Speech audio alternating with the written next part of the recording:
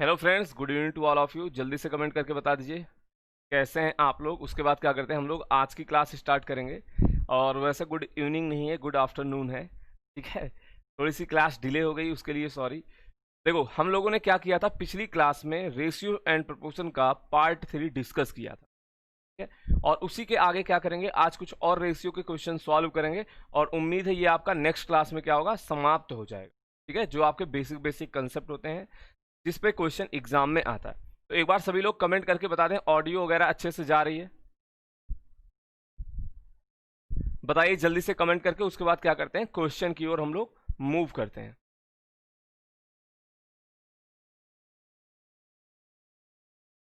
और देखो, जितना कंसेप्ट आपको बताया जाता है, मान लो क्लास में जो पढ़ाया जाता है, जो समझाया जाता है, आप उसको घर से नेक्स्ट क्लास में क्या करोगे, रिवीजन करके आओगे।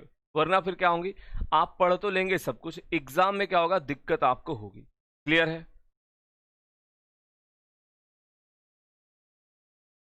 चलिए, इस क्वेश्चन का आंसर बताएं क्या होगा। बोला जा रहा है 3, 4, 9 के चतुर्थानुपात और 2 और 98 यानी कि 98 के बीच मध्य अनुपात क्या होगा। उन दोनों का आपसे रेशियो पूछा गया है। देखो, आप लोगों के मैं कमेंट पढ़ रहा था ऊपर जो आप लोग आपस में बातचीत किए हो, अपना अनुभव की भट्टी में तपकर जो जलते हैं, दुनिया के बाजार में वही सिक्के चलते हैं। बहुत अच्छी बात है, ठीक है। मेरा ध्यान इनकी लाइन के ऊपर था, इसी वजह से मैंने 98 को 89 यानी कि 89 कह दिया। तो बताइए आपका करेक्ट आंसर क्या होगा। इस क्वेश्चन को सॉल्व करें। अच्छी लाइन थी वैसे ये। देखिए क्या बोला गया है, 3, 4, 9 ये क्या करना है, चतुर्था अनुपात आपको बताना। तो कैसे आप बताओगे, हमने आपको बताया था, आप चेक करा दो। जैसे यहाँ पे 3, 4, ये 9 है, यहाँ पे कौन सा नंबर आएगा, एक तो आपसे ये पूछा जा रहा है। और 2 और 98 के बीच में यहाँ पे इसका मध्यानुपात क्या होगा, ये दोनों आपसे पूछे जा रहे हैं। देखिए आसान है ये क्वेश्चन, तो आसान है। आप देखोगे 3 का 3 गुना 9 है, तो 4 3 12 यानी कि यहाँ पे क्या होगा, 12 आ जाएगा। हमने फॉर्मूला भी बता रखा है। और यहाँ पे क्या होगा, आप क्या करेंगे, बी स्क्वायर इक्वल टू क्या होता है, ए इंटू सी, यानी कि ये आ जाएगा आपका 196। उसका रूट लोगे तो कितना हो जाएगा, 14 हो जाएगा। इसकी वैल्यू क्या हो जाएगी, 14 हो जाएगी।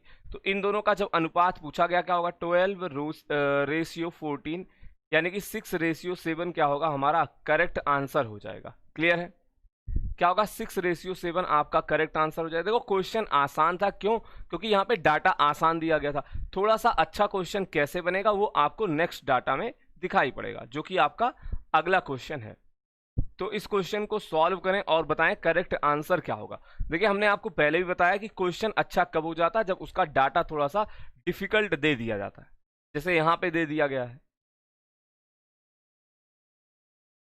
तो बताइए सॉल्व करके, राकेश जी करेक्ट आंसर क्या होगा। Rakesh, Ashok, Monu, Aarti, CM of CG, Neha, Monu, Prashant, बहुत बढ़िया। इस क्वेश्चन का आंसर बताएं सॉल्व करके क्या होगा। क्या बोला जा रहा है, 4.8 और 10.8 के बीच मध्यानुपातिक, या फिर आप कह सकते हो मीन प्रोपोर्शन, और 0.4 और 2.4 के थर्ड प्रोपोर्शन का रेशियो क्या होगा, बताएं सॉल्व करके। अब यहाँ पे वैल्यू जो है, जो पॉइंट में दी गई, इस वजह से क्वेश्चन थोड़ा सा क्या हो सकता है, डिफिकल्ट हो सकता है। तो सबसे पहला टास्क आपका क्या होगा, 4.8 और 10.8 का क्या करना, मध्यानुपात निकालना। और उसके बाद आप क्या करोगे, 0.4 और 2.4 का क्या करोगे, थर्ड प्रोपोर्शन, यानी कि आप इसका तृतीय अनुपात पता करेंगे। क्लियर है। तो सॉल्व करें और बताएं करेक्ट आंसर क्या होगा।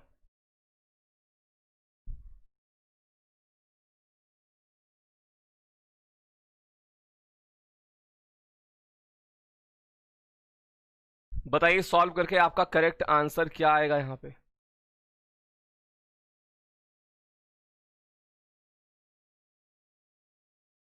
देखो ये तो आप इजीली फाइंड आउट कर लोगे, बोलोगे सर ये तो 6 टाइम्स दिया गया है, तो अगला नंबर भी क्या होगा, इसका 6 गुना हो जाएगा। ठीक है, इसका 6 गुना, यानी कि आप देखो ऐसे ही लिख सकते हो, ये नंबर क्या होगा 2.4 इंटू का 6 होगा। हालांकि ये 14.4 आएगा, बट गुणा कराने की कोई जरूरत नहीं है। मेन टास्क क्या है, यहाँ की वैल्यू पता करना, इसकी वैल्यू पता करना। तो इसकी वैल्यू क्या होगी, सबको पता है, अंडर रूट 4.8 इंटू 10.8 आएगा। बट समस्या किस बात की है, इसकी वैल्यू होगी क्या। देखिए, अगर मैं आपसे बोलूं कि यहां से भी 1/10, यहां भी 1/10 में निकाल लेता हूं, तो क्या होगा, 1/10 बाहर आ जाएगा। थोड़ा सा काम हमारा क्या हुआ, आसान हो गया। बात समझ में आई। अब इसे हमें पता, अगर 3 से डिवाइड करेंगे 36 हो जाएगा, और इसमें 3 से गुणा कराओगे तो ये 144 हो जाएगा। तो आपको क्या समझ में आया, ये बाहर आएगा 6 होगा, ये बाहर आएगा 12 होगा। 12 छंग 72, यानी कि 72 को 10 से डिवाइड करोगे क्या आएगा, 7.2 आ जाएगा। बात समझ में आ गई। तो आपसे क्या पूछा गया था, इन्हीं का रेशियो पूछा गया था, 7.2 रेशियो 2.4 इंटू 6। इससे डिवाइड करेंगे ये 3 बार जाएगा, और इससे डिवाइड करोगे ये 2 बार डिवाइड हो जाएगा। तो 1:2 क्या होगा, आपका करेक्ट आंसर हो जाएगा। तो जिन लोगों ने क्वेश्चन नहीं सॉल्व किया था वो लोग बताएं समझ में आया कि नहीं आया। देखो, ये कंसेप्ट आपको पिछले क्लास में पढ़ाया गया, सीधा सीधा फॉर्मूला भी हमने आपको बता दिया था कैसे सॉल्व करना है। बस यहाँ पे क्या, देखो डाटा क्या होता है ना, कभी आपके एग्जाम में पॉइंट में, कभी फ्रैक्शन में आता है, तो आप हल्का सा क्या होते हो वहां पे कंफ्यूज हो जाते हो। क्लियर हुआ।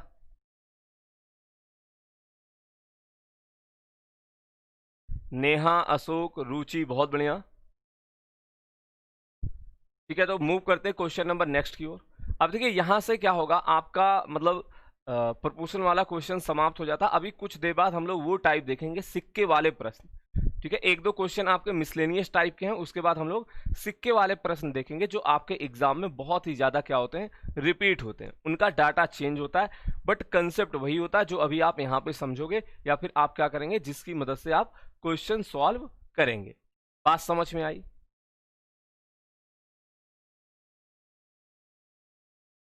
क्या बोला गया, 3 numbers are in the ratio of 3:2:5, यानी कि 3 संख्याएं 3, 2 और 5 के अनुपात में है। उनके वर्गों का योग कितना है, 342 है। तो आपसे पूछा जा रहा है इन संख्याओं में सबसे छोटी संख्या कौन सी है, बताइए। इन संख्याओं में सबसे छोटी संख्या कौन सी है, सॉल्व करके बताएं।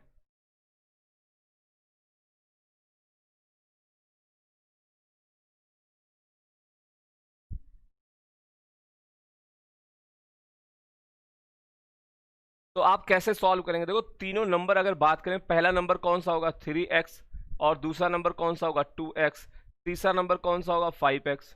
ठीक है, इनके वर्गों का योग, इसका वर्ग क्या होगा, 9x², इसका वर्ग क्या होगा, 4x², और इसका वर्ग क्या होगा, 25x²। क्लियर है। इसकी वैल्यू क्या आ जाएगी, 342 आ जाएगा। अब इसको सॉल्व करते हैं, ये आपका 13 हो जाएगा, 13 प्लस का 25 क्या होगा, 38x² इक्वल टू कितना आ जाएगा, 342। यहाँ से x² की वैल्यू क्या आएगी, ये देखो कितने टाइम्स दिया गया, कितने गुना दिया गया। 9 से गुणा कराते हैं, क्योंकि इसका यूनिट डिजिट हमें क्या दिखाई पड़ रहा है, 2 दिखाई पड़ रहा है। तो 9×8 = 72, बचा कितना, 7। 27 प्लस का 7 क्या होगा, 34। यानी कि x² की वैल्यू दी गई है 9, तो x की वैल्यू क्या होगी, यहाँ से 3 आ जाएगी। अब अगर बात करें सबसे छोटी संख्या पूछी गई, तो सबसे छोटी संख्या यहाँ पे कौन सी है, 2x। तो स्मॉलेस्ट नंबर क्या होगा, 2x ना होके x की वैल्यू अगर 3 आ गई है, तो आप क्या करोगे, उसकी वैल्यू पुट करा दोगे, यानी कि 2 इंटू 3 6 क्या होगा, हमारा करेक्ट आंसर हो जाएगा। समझ में आया, बताइए क्लियर हुआ। ऐसे आपको क्या करना होता, कंपेयर कराना होता। चलिए, बहुत अच्छी बात है। मूव करते हैं हम लोग क्वेश्चन नंबर नेक्स्ट की ओर। इसका आंसर बता दीजिए। अब देखो यहाँ पे क्या होगा, ये क्वेश्चन है आपका रेशियो का। ठीक है, रेशियो के कंसेप्ट का भी यूज हो रहा है, बट अगर जिसने अलजेब्रा नहीं पढ़ा होगा उससे ये क्वेश्चन बनेगा नहीं। यानी कि अलजेब्रा की यहाँ पे क्या होगी, अच्छी खासी जरूरत पड़ेगी। तो सभी लोग कंसेप्ट का यूज करें और बताएं करेक्ट आंसर क्या होगा। मोनू, नेहा, अशोक, अभिमन्यु, बहुत बढ़िया। बताइए सॉल्व करके करेक्ट आंसर क्या होगा।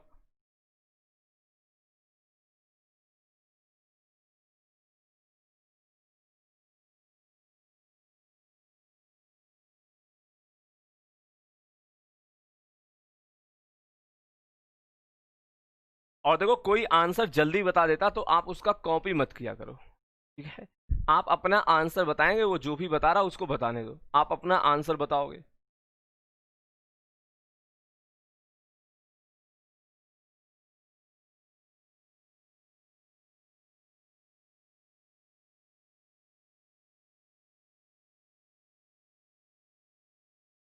ठीक है, तो एक दो लोगों का आंसर आ रहा, बाकी लोग क्या करेंगे, यही आंसर अभी कॉपी करके बता देंगे। देखो क्वेश्चन सॉल्व किया करो, अगर आप सॉल्व करके बताए हो तो बहुत अच्छी बात है, वरना आप ध्यान से समझिए। ठीक है, सबसे पहले तो आपको a का क्यूब माइनस बी का क्यूब का क्या होना चाहिए, फॉर्मूला पता होना चाहिए। और फॉर्मूला होता क्या है, एक ब्रैकेट में आपका आएगा a माइनस बी, और दूसरे ब्रैकेट में आता है a स्क्वायर प्लस का ab प्लस का b स्क्वायर। बात समझ में आ गई। तो जब आप इसको अगर सॉल्व करते हो तो क्या मिलेगा आपको, यहां से x माइनस का y मिलेगा, और इसकी वैल्यू क्या होगी, 5 आ जाएगी पहले टर्म से। और दूसरे वाले टर्म में X square minus Y square का फॉर्मूला क्या होता है, एक ब्रैकेट में आता है एक्स प्लस वाई, दूसरे में एक्स माइनस वाई। तो x माइनस वाई से x माइनस वाई क्या होगा, कट जाएगा, तो x प्लस वाई की वैल्यू क्या होगी, 7 आ जाएगी। बात समझ में आई। और ऐसे केस में हमने बता रखा आप एक्स वाई की वैल्यू कैसे निकालते हैं। x आपका यहाँ से 6 आ जाएगा, y कितना आ जाएगा, 1 आ जाएगा। और आपसे वैल्यू किसकी पूछी गई है, 2x रेशियो 3y। तो 2x की वैल्यू 12 हो जाएगी, और 3y क्या होगा, यहाँ पे 3 हो जाएगा। तो 4:1 क्या होगा, करेक्ट आंसर हो जाएगा। समझ में आया, 4:1 क्या होगा, करेक्ट आंसर हो जाएगा।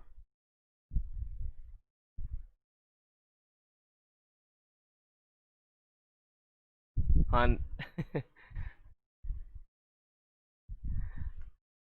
देखो कॉपी करने से होगा क्या, आप आंसर तो सही बता लोगे बट चीजें आपको समझ में नहीं आएंगी, कंसेप्ट आपका क्लियर नहीं होगा।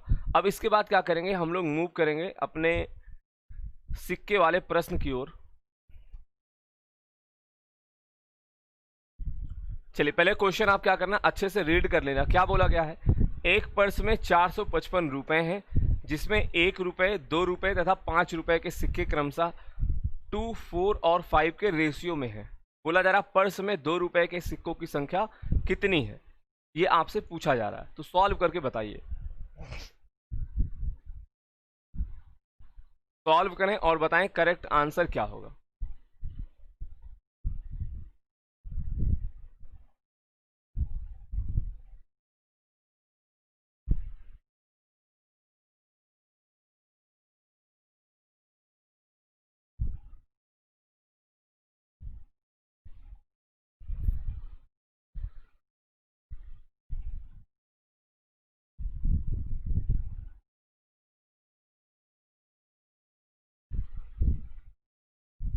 चलिए बहुत अच्छी बात है, कुछ लोगों का आंसर भी आना स्टार्ट हो गया है। देखो आपसे बोला गया है ये जो सिक्के हैं, कितने कितने के सिक्के हमारे पास, 1 रुपए का सिक्का है, ठीक है, 2 रुपए का सिक्का है, 5 रुपए का सिक्का है, और इनका जो रेशियो है वो कितना दिया गया है, 2:4:5, 2:4:5 दिया गया। यानी कि अगर 1 रुपए के 2 सिक्के हुए तो आपके पास टोटल कितने रुपए हो जाएंगे, 2 रुपए। अगर 2 रुपए के 4 सिक्के हुए तो कितने रुपए होंगे, 8 रुपए। और 5 रुपए के 5 सिक्के होंगे तो कितने रुपए हो जाएंगे, 25 रुपए। यानी टोटल आपके पास 35 रुपए हो गए, ठीक है, पर्स में टोटल 35 रुपए हो गए। बट आपके क्वेश्चन में इस 35 की वैल्यू कितनी दी गई है, 455 दिया गया है। कितना दिया गया, 455 दिया गया। तो आप देखो कितने गुना दिया गया है, ये क्या होगा, 35 से 1 टाइम जाएगा, बचेगा यहाँ पे 10। तो 35 इंटू 3 क्या होता है, 105। बात समझ में, यानी कि जो हमारा डाटा क्वेश्चन में दिया गया है वो 13 टाइम्स दिया गया। तो एक्चुअल में ये जो सिक्कों की संख्या थी ये क्या होगी, 13 गुना हो जाएगी। तो 2 रुपए के सिक्कों की संख्या पूछी गई, वो क्या होगा, 13 गुना हो जाएगा। बात समझ में आ गई, ये रहा 2 रुपए के सिक्के, तो वो एक्चुअल में 4 ना होके ये भी क्या होगा, 13 गुना हो जाएगा। और 52 आपका क्या होगा, करेक्ट आंसर हो जाएगा। ये हमने क्या निकाला, 2 रुपए के सिक्कों की संख्या हमने फाइंड आउट की। क्लियर हुआ, कमेंट करके बताइए समझ में आया कि नहीं आया। और जिन लोगों ने वीडियो को लाइक नहीं किया है लाइक कर दीजिए, और ईमानदारी के साथ क्या किया करो, वीडियो को आप सेशन को शेयर कर दिया करें।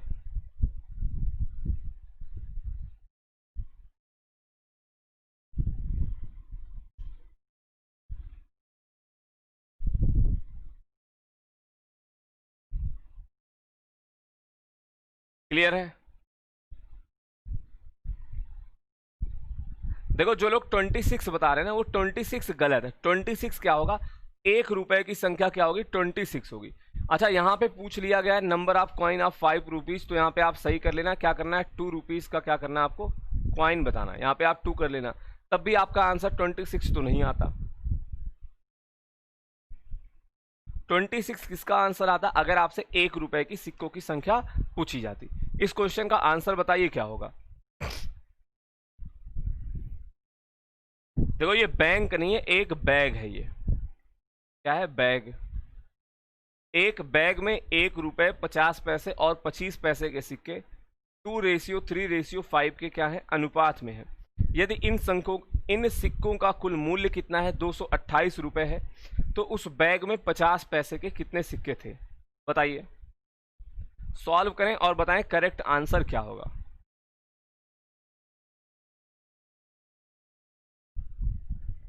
तो आपसे पूछा जा रहा उस बैग में 50 पैसे के कुल कितने सिक्के होंगे।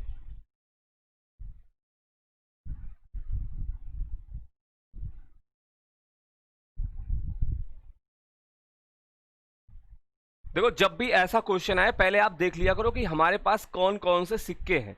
जैसे यहाँ पे क्या है, 1 रुपए का सिक्का है, दूसरा आपका 50 पैसे का सिक्का है, और तीसरा डाटा आपका दिया गया यहाँ पे 25 पैसे के क्या है, सिक्के हैं।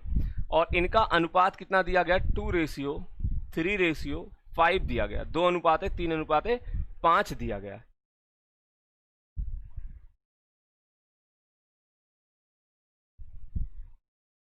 बताइए सॉल्व करके करेक्ट आंसर क्या होगा।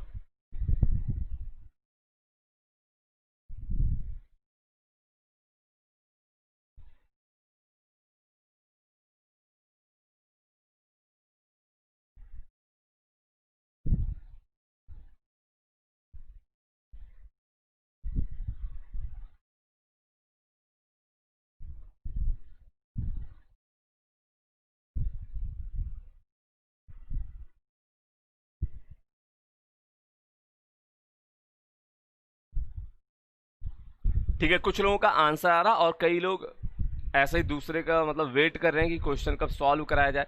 देखो जितने लोग लाइव हो, जिनका पेपर है एफकैट का या फिर सीडीएस का, जितने भी क्वेश्चन आपको स्क्रीन पे दिखाई पड़ते हैं सभी लोग सॉल्व किया करो। आइए समझते हैं। देखो सभी लोग ध्यान से सुनना। इनका मूल्य इस बार बताया गया 228 रुपये। तो मेरा मानना ये है, ठीक है, आप भी ऐसे फॉलो करना। अगर पैसे की बात कर दीजिए, जैसे 50 पैसे के सिक्के दिए गए, 25 पैसे के सिक्के दिए, अगर आप इसको रुपए में बदलोगे क्या होगा, ये .4 क्या होगा, रुपए होगा, यानी कि 0.25 रुपए होगा, यानी कि 1/4 रुपए होगा। तो उसकी वजह से क्या होगा, आपकी वैल्यू दशमलव में आना स्टार्ट हो जाएगी। और वैल्यू दशमलव आने का मतलब क्या है, खतरा। तो दशमलव से बचने के लिए हम क्या करते हैं, सभी को पैसे में चेंज कर लेते हैं। और 1 रुपए में क्या होता है, 100 पैसा, यानी कि 100 पैसा होता है। बात समझ में आई। तो यहाँ पे आपके पास टोटल कितने पैसे हो जाएंगे, 200, यहाँ पे 150 और यहाँ पे 125, यानी कि टोटल पैसे कितने हो गए, 475 पैसे हो गए। कितने पैसे हो गए, 475, 475 पैसे हो गए। अब इनकी वैल्यू देखो आपके क्वेश्चन में कितनी दी गई है, 228 रुपए बताया गया, यानी कि हमारे पास 22,800 पैसा है। हमने क्या कराया, हमने देख लिया ये कितने गुना है। अब देखो अब आपका काम क्या है, इसको डिवाइड करना। ठीक है, कोई बताएगा कितने गुना दिया गया, सबसे पहले आप 5 से डिवाइड कर सकते हैं, फिर आप कुछ और कर सकते हो, उसके बाद आप क्या कर सकते हैं, उसको चेक करा सकते हैं। बताओ कमेंट करके कितने टाइम्स ये दिया गया, कितने गुना ये दिया गया है।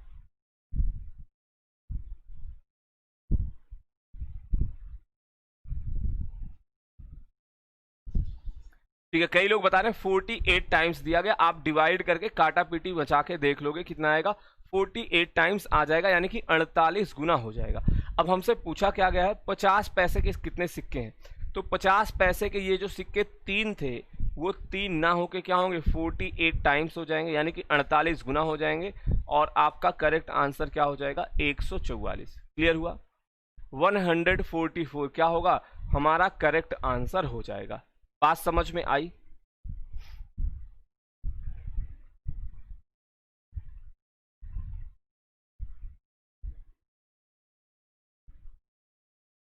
बताओ क्लियर हुआ?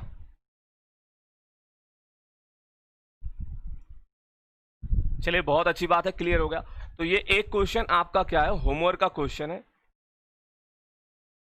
ये आपका होमवर्क का क्वेश्चन है। इसके बाद आपकी एफकैट की जीएस की क्लास होती है 1:30 बजे से, तो आप उस क्लास को अटेंड करें। और देखो जो पढ़ाया जा रहा आप उसका नोट्स बना लो, वरना फिर क्या होगा, आपको इन फ्यूचर दिक्कत हो सकती है। सब कुछ पढ़ा हुआ लगेगा कि हमने यार इसको पढ़ तो रखा है, बट चीज़ें सॉल्व नहीं होंगी। मतलब एक बार अगर आपका कंसेप्ट क्लियर हो गया तो किसी भी क्वेश्चन में दिक्कत नहीं आएगी। बाकी आज की क्लास को हम लोग यहीं पे समाप्त करते हैं। थोड़ा सा आज आपका क्लास डिले हुआ था, इस वजह से 5 मिनट क्लास कम मतलब कम हो पाई है।